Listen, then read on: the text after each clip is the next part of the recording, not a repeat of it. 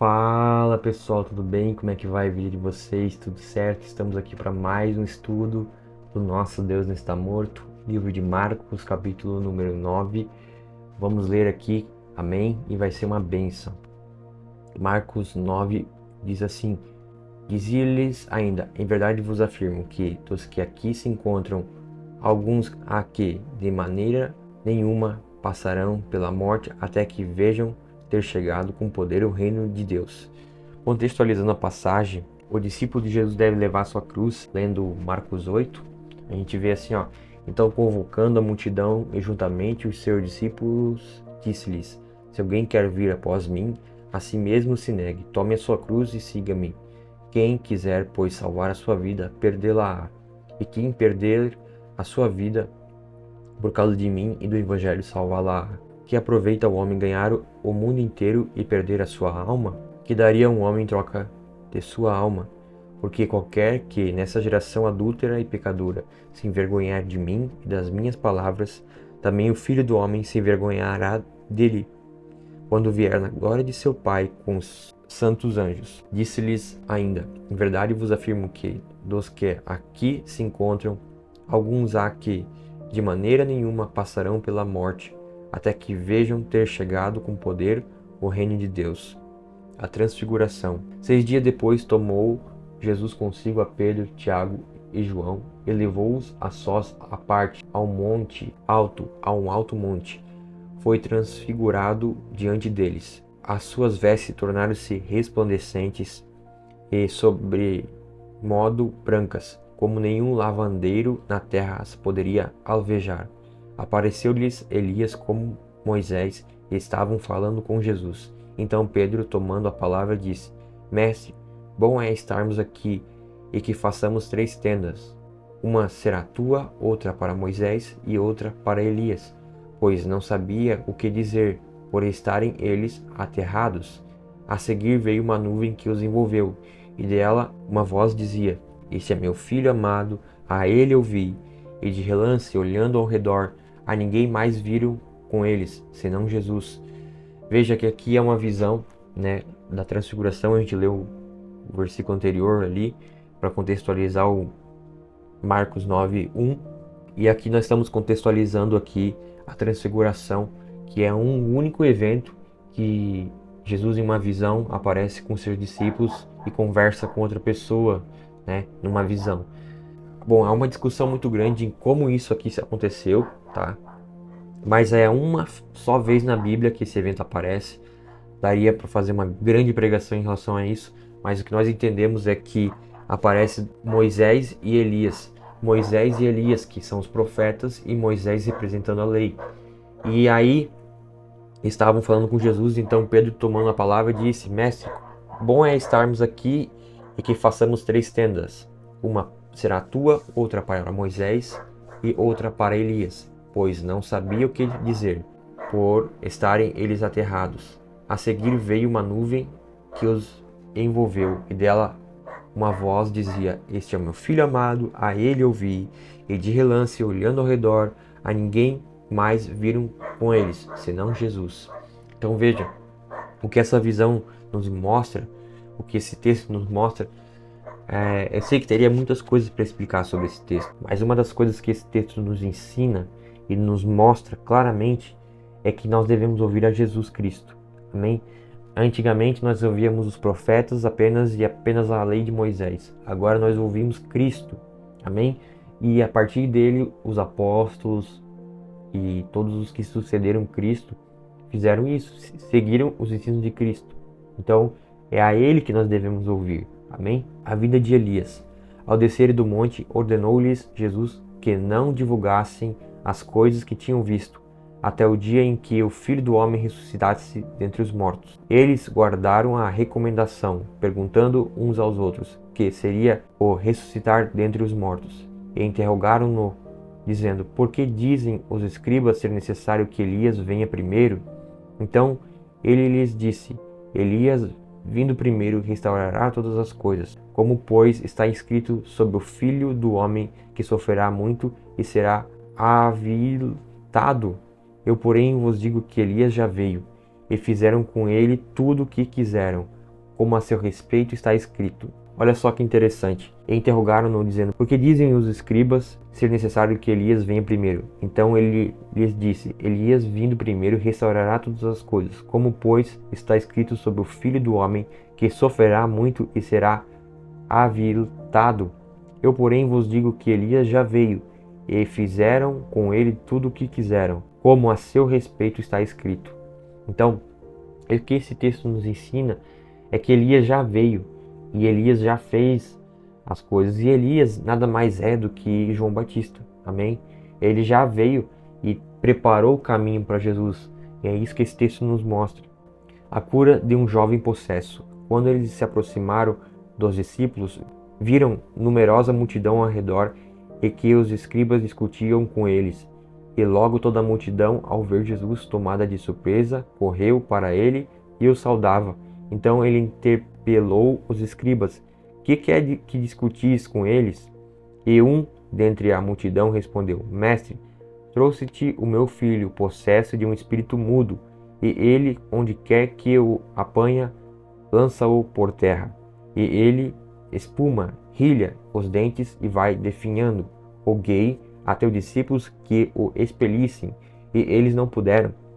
Então Jesus lhe disse: Ó geração incrédula, até quando estarei convosco? Até quando vos sofrerei? Trazei-mo. E trouxeram-lhe. Quando ele viu a Jesus, o espírito imediatamente o agitou com violência, e caindo ele por terra, revolvia-se, espumando. Perguntou Jesus ao pai do menino: Há quanto tempo isso lhe sucede? Desde a infância, respondeu, e muitas vezes o tem lançado no fogo e na água para o matar. Mas se tu podes alguma coisa, tem compaixão de nós e ajuda-nos.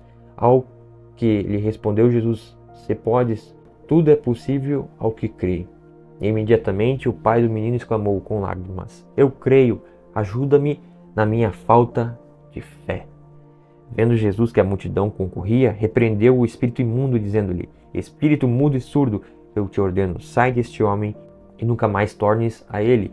E ele, clamando e agitando muito, saiu, deixando-o como se estivesse morto, a ponto de muitos dizerem: Morreu. Mas Jesus, tomando-o pela mão, o ergueu e ele se levantou. Quando entrou em casa, os seus discípulos lhe perguntaram em particular: Por que não podemos nós expulsá-lo? Respondeu-lhes: Esta casta não pode sair senão por meio de oração e jejum. Olha só que interessante, meus amigos. A pessoa que estava atormentada por um demônio, estava possessa por um demônio, e Jesus ajudou a pessoa a ser liberta daquilo.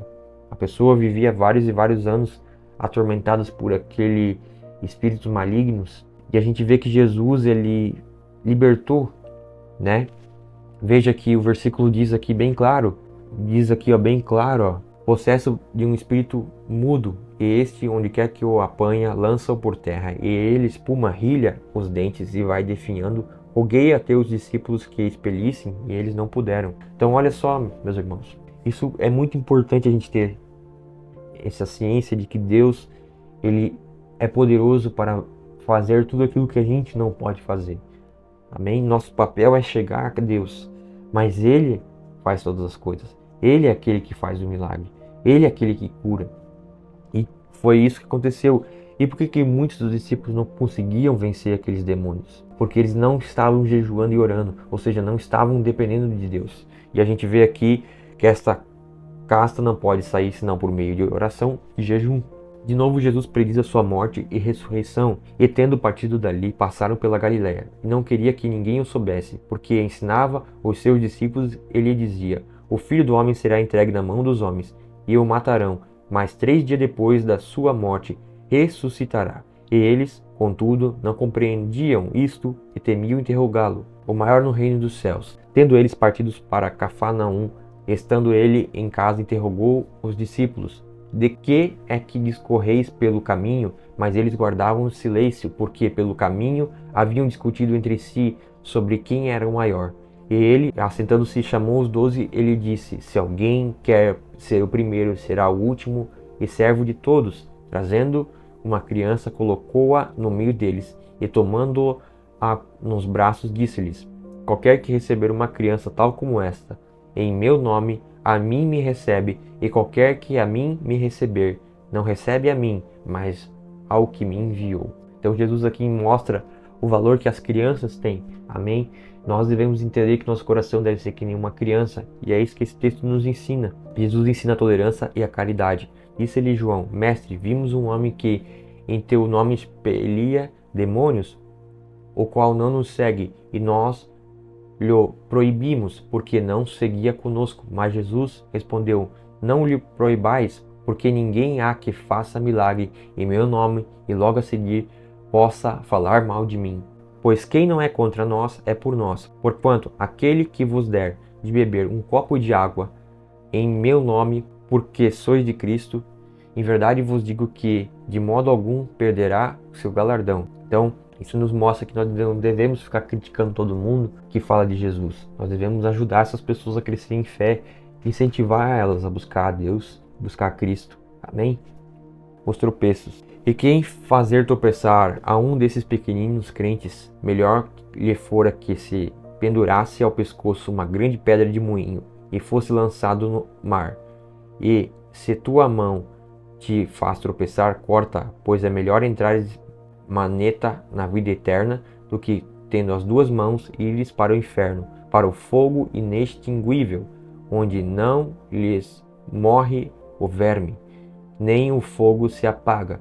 E se teu pé te faz tropeçar, corta-o, pois é melhor entrares na vida aleijado do que, tendo os dois pés, seres lançado no inferno, onde não lhes morre o verme, nem o fogo se apaga.